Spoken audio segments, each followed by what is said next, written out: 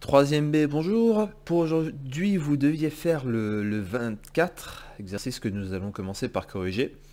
Bon, c'était assez simple, notamment pour la question 1. La question 2 était un petit peu plus subtile. Alors, on joue à pile ou face avec une pièce. Donc, les issues possibles sont pile ou face.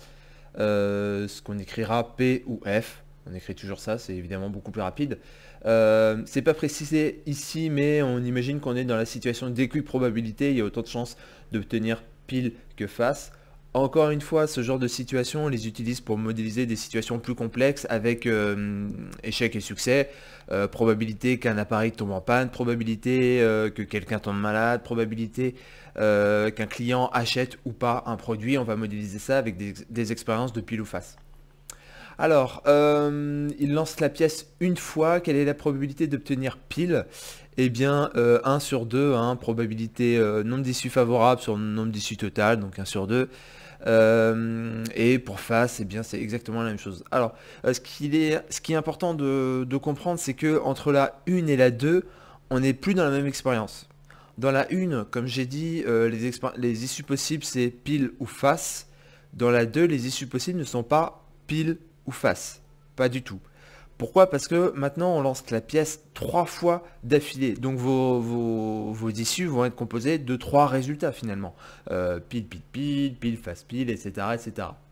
Donc c'est plus la même expérience. On a changé d'expérience. On reste dans les probabilités, on va le voir, mais c'est plus la même expérience.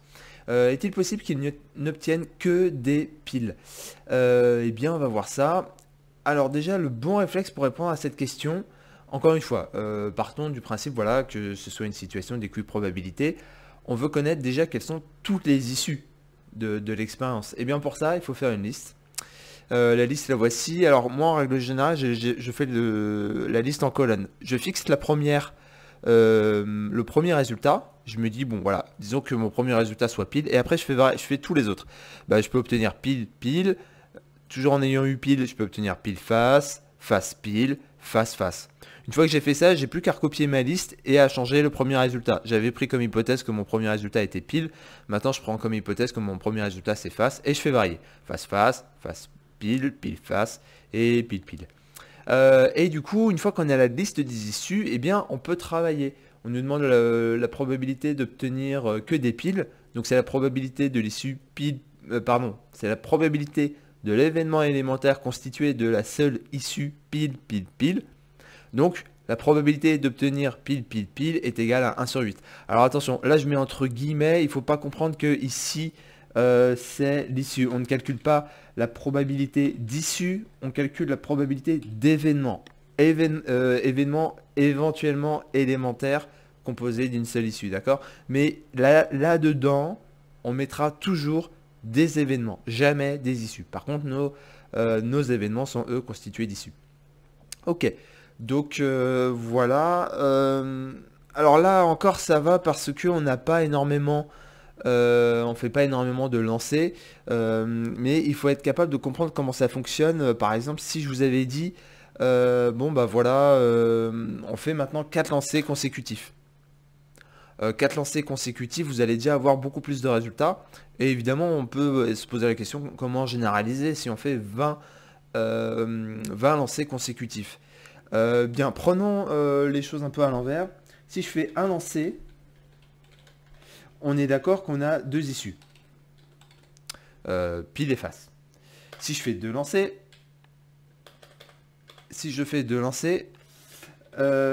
combien a-t-on d'issues? Bien, vous avez pile pile, pile face, face pile et face face. 4 issues. 3 lancers, on vient de le voir. Je fais une bêtise. 3 lancers. On vient de voir qu'on a 8 issues. La question que je vous pose, c'est pour 4 lancers, à votre avis, combien a-t-on d'issues? Donc là, il faut commencer un petit peu à réfléchir et à se dire, bon, comment on est passé de 2 à 4, puis après de 4 à 8. Si on ne comprend pas la logique, bah, on va être obligé à chaque fois de faire nos listes et évidemment, très vite, ça devient particulièrement laborieux. Alors, vous avez peut-être pensé à faire x2, c'est-à-dire écrire ces issues. Et effectivement, c'est ça. On va faire à chaque fois x2. Hop, lancer. Tac, et 32. Alors, un moyen de le voir, c'est de repartir d'ici. Vous voyez, j'avais dit quoi au début? J'avais dit que je fixais ma première issue, et après je faisais varier les autres. Pile, pile, pile, face, face, pile, face, face. Après, je faisais varier ma première issue, je repartais sur face, face, face, face, pile, pile, face, pile, pile. Ça veut dire quoi? Finalement, pour deux lancers, on voit qu'on a 4 issues possibles. Maintenant, donc vous avez ces 4 issues possibles, et vous pouvez maintenant partir, finalement votre troisième lancer, vous faites doubler le nombre de possibilités, parce que vous voyez bien que, donc là on avait nos 4 issues possibles, et après on multiplie à chaque fois par 2, parce que on va prendre nos 4 issues possibles en partant de pile, et puis nos 4 issues possibles en partant de face. Donc à chaque fois qu'on va rajouter un lancer, on va doubler le nombre de possibilités. Maintenant, prenez comme hypothèse qu'on fasse 4 lancers. Eh bien, je vais prendre toutes ces issues et je vais prendre comme hypothèse que on commence par faire, j'en sais rien, mon premier lancer, disons que ce soit pile. Je vais avoir les 8 issues avec mon premier lancer qui est à pile, puis mes 8 issues avec mon premier lancer qui est à face. Vous voyez, c'était pas volontaire. Ah oui, c'est la raccourci. Voilà. Et après mes 8 issues avec le premier lancer qui est à face. Vous voyez, à chaque fois, on va vraiment doubler. Donc du coup, pour 4 lancers, on est à 16 issues. Et en fait, c'est une application directe des puissances que vous connaissez. Finalement, pour n lancers, la formule, ça va être combien? Ça va être 2 exposant n. Alors si je dis pas de bêtises, normalement c'est ça. Vérifions pour 2 lancers, 2 exposant 2, ça fait bien 4. Voilà, c'est ça. Donc voilà, maintenant on a une formule générale. Et si je vous dis, bah tiens, on fait une centaine de lancers, eh bien ça va vous faire 2 puissance 100. Alors 2 puissance 100, je pense que c'est énorme. Tiens, on va prendre moins 2 puissance 15 de mémoire, ça doit faire 32 000 et des poussières. Donc vous voyez, 32 000 issues, vous n'avez pas envie de toutes les écrire. Ou même en allant chercher moins loin, 10 lancers, c'est 2 puissance 10, ça fait 1024. 1024 issues, vous n'avez pas envie de les écrire. Et par contre, c'est pas, c'est pas quelque chose de, d'insolite. 10 lancers, c'est vous avez 10 clients qui rentrent dans le magasin, vous cherchez la probabilité que vos 10 clients achètent tous la même chose. Vous simulez par une expérience de pile ou face. Il y a une chance sur 2 pour que le client achète. Vous avez 10 clients qui rentrent. La probabilité que les 10 achètent alors que vous avez, je vous l'écris, 10 lancers,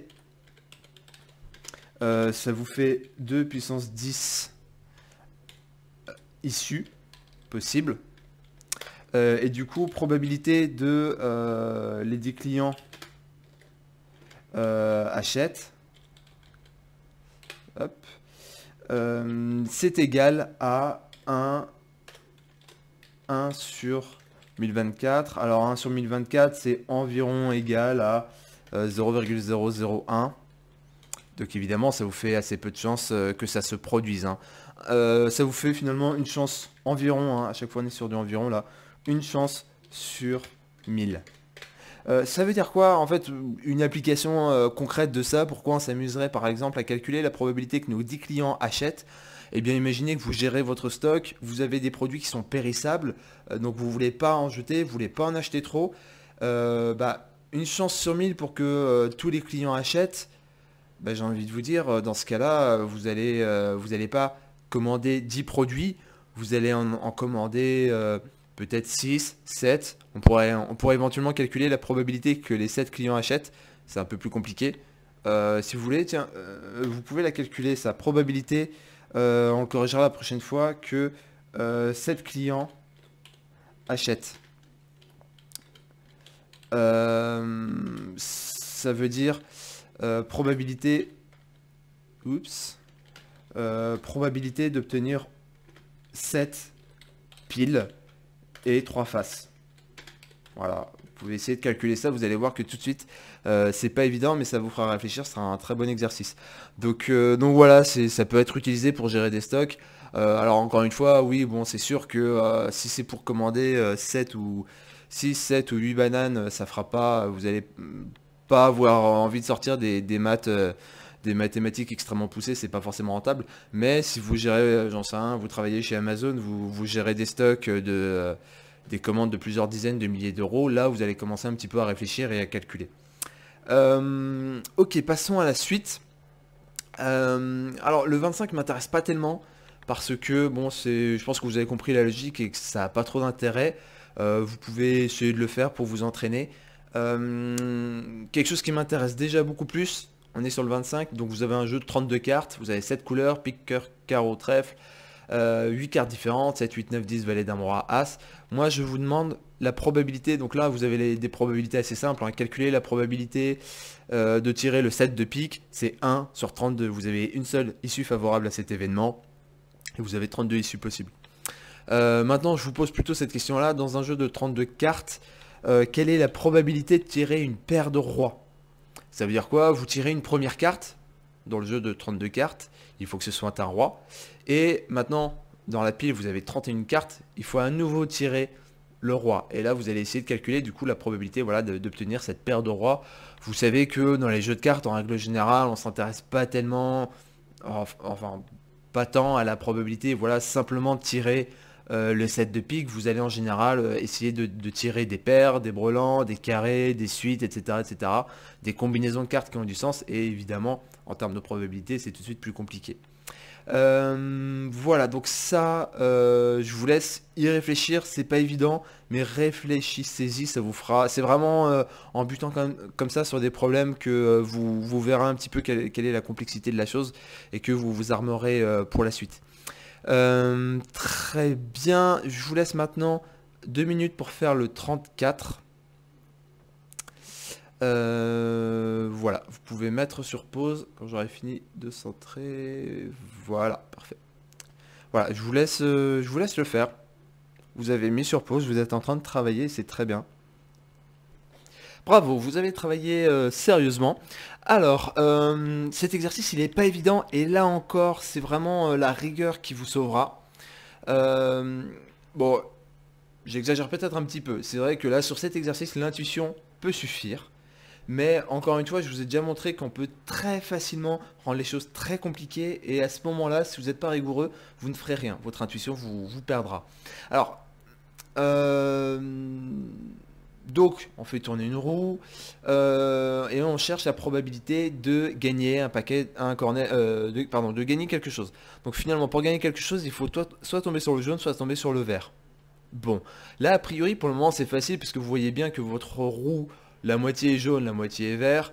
Donc en soi, bon bah voilà, la probabilité de gagner quelque chose, ça va être 1 sur 2. Bon, seulement vous êtes d'accord que au lieu de couper ma roue en 8, si je la coupe en 67 parts, que je répartis les parts un peu aléatoirement, vous ne saurez plus faire, votre intuition vous suffira pas et ce sera plus compliqué. Donc on va essayer de poser un cadre rigoureux pour pouvoir travailler. Le problème, encore une fois, c'est que pour le moment, vous ne savez travailler que dans le cadre de l'équiprobabilité. Et là, si vos issues, c'est rouge, jaune, vert, 3 issues, d'accord? Rouge, jaune, vert. On est bien d'accord qu'on a plus de chances d'obtenir le rouge que le vert. Mais ça, c'est un problème. Parce que si vous avez plus de chances d'obtenir une issue que l'autre, vous n'êtes pas dans le cadre de l'équiprobabilité. Donc, vous ne pouvez pas travailler. Alors comment on va s'en sortir? Vous êtes quand même d'accord que là, donc c'est coupé en 8, chaque part, on a autant de chances d'avoir chaque part. D'accord? On a autant de chances de tomber sur cette part de rouge que cette part de rouge ou que cette part de jaune.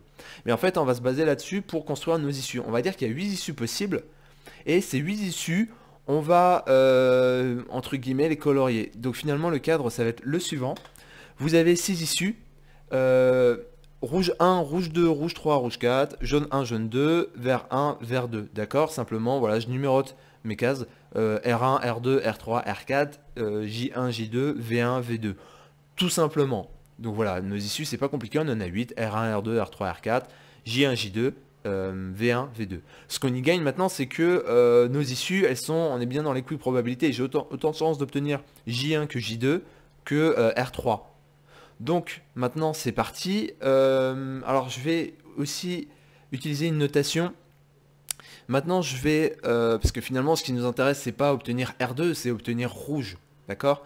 Donc par exemple je vais poser l'événement grand V, c'est obtenir du vert, qui est composé des issues V1, V2. Et ça c'est vraiment la notation la plus rigoureuse que vous pouviez utiliser. Vous voyez, ces accolades, c'est les mêmes accolades que pour les équations. Vous vous rappelez que les équations, on met les solutions entre accolades parce que c'est la notation d'ensemble.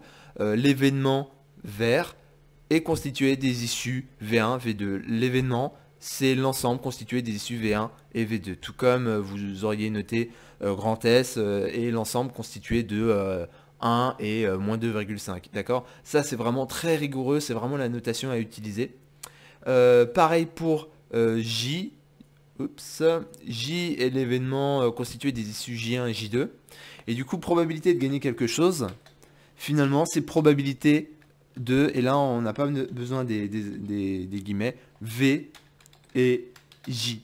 D'accord? On assemble nos deux événements. Nos deux événements, ils sont à eux deux constitués de 4 issues différentes. D'accord? V1, V2, J1, J2. Et du coup, c'est simplement 4 sur 8. Et 4 divisé par 8, c'est égal à 0,5 ou 1 sur 2. D'accord? Vous voyez, c'est vraiment ce cadre rigoureux qui vous permettra de vraiment de travailler et de faire même des calculs très compliqués. Tiens, là, j'ai pas mis le over. Voilà, encore une fois, hein, oui, avec votre intuition, vous vous en sortez sur cet exercice, mais très vite, vous serez bloqué, très vite, votre intuition vous perdra, vous mettra sur la mauvaise piste et vous vous planterez. Alors pour la suite, on n'a pas besoin de grand chose. Martin a joué 2 fois consécutivement et a perdu à chaque fois, est-ce possible? Bah évidemment, oui, c'est des expériences, des expériences aléatoires, donc chaque expérience est indépendante l'une de l'autre, on recommence, donc est-ce possible? Oui, tout à fait, vous pouvez perdre plein de fois d'affilée. J'en profite, on fait un petit peu aussi ce cours, entre guillemets, en prévention contre, vous savez, les jeux de hasard. Il y a plein de gens qui se perdent au jeu, qui perdent des fortunes au jeu en se disant bon, ça fait 30 fois d'affilée que je perds, je vais forcément gagner. Non, vous pouvez perdre 31 fois d'affilée.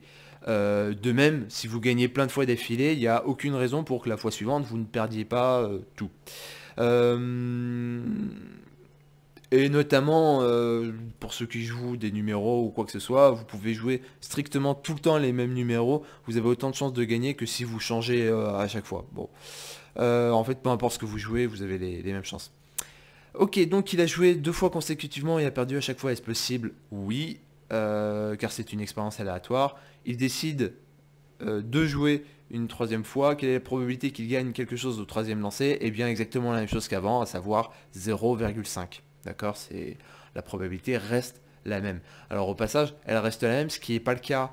Vous savez, je vous ai demandé dans un jeu de 32 cartes quelle est la probabilité de tirer une paire de rois. Une fois que j'ai tiré mon premier roi, le 2e tirage, j'ai moins de chances d'obtenir un roi vu qu'il y a moins de rois dans mon paquet de cartes.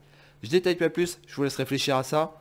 Et pour la prochaine fois, je vous donne un exercice similaire à celui-là. C'est le 51. C'est quasiment la même chose, c'est vraiment une application. Encore une fois, forcez-vous à être rigoureux, sinon vraiment l'année prochaine, vous vous planterez, ce sera beaucoup plus compliqué et vous vous planterez. Voilà. Sauf si vous avez un cadre très rigoureux. Voilà, donc vous avez ça à faire pour la prochaine fois. Encore une fois, si vous avez des questions, n'hésitez pas à me joindre, peu importe le moyen. Et je vous souhaite bon courage.